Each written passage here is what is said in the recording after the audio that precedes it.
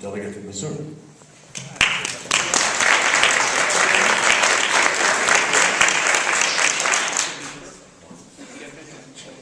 Good morning, everyone. Morning. Thank you, Mike. I was asked specifically to talk about federal health reform and its interplay with the state and our current state budget scenario and how that might impact healthcare-related activities in the state of Maryland. You know, that pesky little special election in Massachusetts has put a lot on hold with the federal health reform efforts. Prior to Tuesday, we were in a situation where, for the first time ever, I first came to Washington, D.C. in '94 and began working on Capitol Hill and the Clinton health reform initiatives for a member of Congress that was on the Energy and Commerce Committee. And for all the talk about Clinton health reform in '94, we never passed a bill out of any of the committees, not one. And this go-around, we passed bills out of 5 different committees of jurisdiction. There were 3 committees in the House and 2 in the Senate that all had to have a stamp of approval on their bills. And then when those bills were passed, the 3 bills in the House had to be merged into one bill that would go to the floor in the House. The 2 in the Senate had to be merged to have one that would go to the floor in the Senate. And then even after those bills went to the floor, there were these manager amendments by leadership to make more changes and accommodate folks to get the bills lined up. And in November, we won on the House floor a vote by 5 extra votes, a health reform bill that had the House's imprint on what they thought national health reform should look like. And then on Christmas Eve, the Senate finally squeezed out its version of health reform with just the 60 votes that the 60-vote threshold necessary to avoid a filibuster. I'm sure UUs are really great with civic lessons, and so I don't need to explain why you need 60 votes instead of 51 in the Senate with a filibuster. But what has happened now with the special election is, of course, we've lost that 60-seat majority. And now the Republicans are able to filibuster anything that moves forward. And so we're at an impasse because where we were prior to Tuesday was in a conference scenario where the House and Senate were trying to work through their very different approaches to come up with one unified bill that each chamber could then pass again and send on to the president. Well, now we don't know that we can get anything through the Senate chamber again. So what are the options that everyone's considering? There are a few. One would be the easiest and fastest way to get some form of health reform on the books would be for the House to just pick up and pass the Senate bill and move it on to the President. Because the Senate's already passed it, and if the House passes the exact same bill, there is no need for a conference committee, and they can just send their provisions to the President. The House doesn't like the Senate bill, though. Also in the U.S. Congress, the Senate is a more conservative chamber than the House. And their provisions, while better on the contentious abortion language, are worse on the immigration language. The Senate bill doesn't have the public option and the health insurance exchanges. The Senate is less generous in its subsidies for low and middle income families, and on its Medicaid coverage, and on its COBRA extension for the uninsured and the unemployed. And there are a lot of pieces about the Senate bill that aren't as generous as the House bill. The House bill was able to be more generous because they have a big tax on high-income earners to pay for health reform on the House side.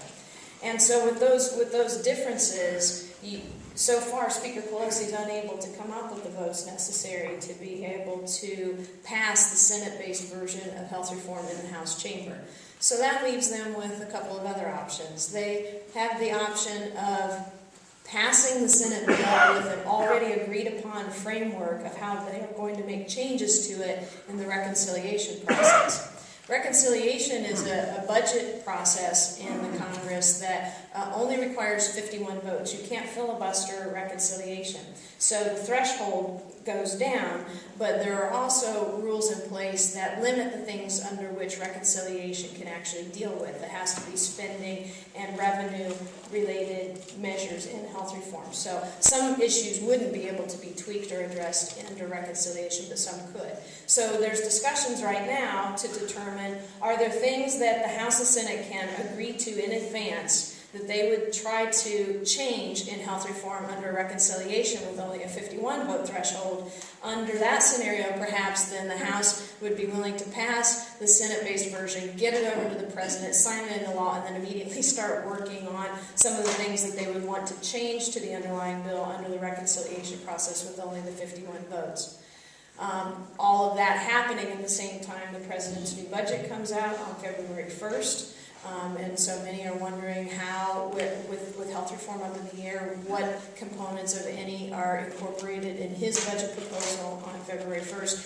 And this presumed clamoring of the nation. It still bothers me that one election in one state somehow speaks for the entire nation. All of a sudden, all the pundits are saying, well, there's a clamoring that we address something other than health care. We got to move on to jobs and the economy. And while jobs and economy are important and everyone is anxious to put health care behind us because we've been working on it for over a year and we're ready to move forward on something else, Massachusetts wasn't clamoring for health reform discussions because they've already got it. They have universal health coverage.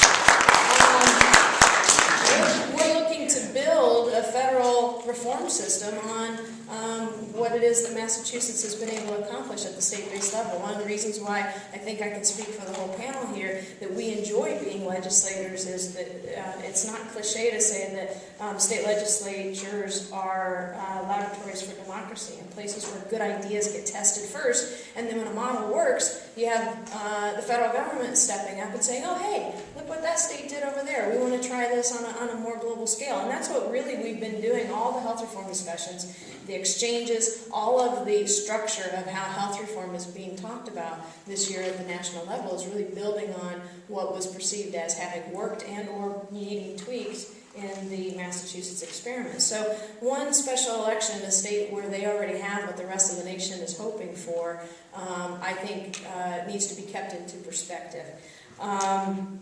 The other option is to do a scaled back version of health reform.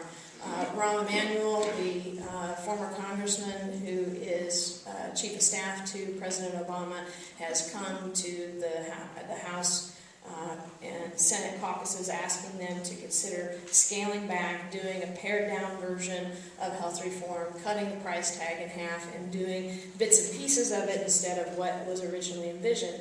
And on a political level, that might sound good, but on a policy level, it's really hard to figure out how to disconnect what are very intricately intertwined policies. For example, some of the really great things that are pending in the federal health reform bill are related to insurance reforms that we need to have.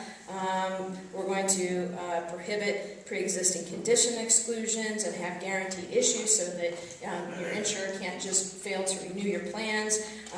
There's minimum medical loss ratios so that your health insurance, oh my God, wouldn't it be such a great concept for your health plan to have to spend 85 cents of every premium dollar it collects on your health care instead of on denying your claims and paying CEO salaries? The gender rating, there's provisions in there to assure that women no longer get charged more for the same health plan than men get charged for. There are lots and lots and lots of very interesting, good health insurance reform mechanisms that are in the federal bill that the industry itself has signed off on supporting, because there's also intertwined in this an individual mandate that everyone gets health insurance coverage. And so the insurers say, you know what, we'll clean up our ways and be better stewards of how we operate our businesses in exchange for the benefit of everyone having to buy our products now, right?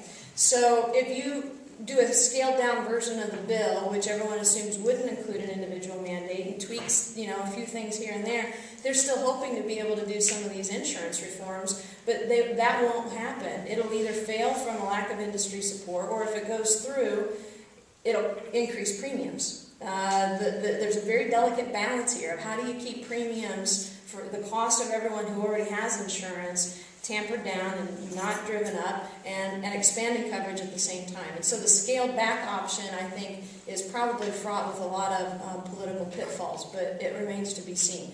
Nobody on Capitol Hill knows what's going on right now.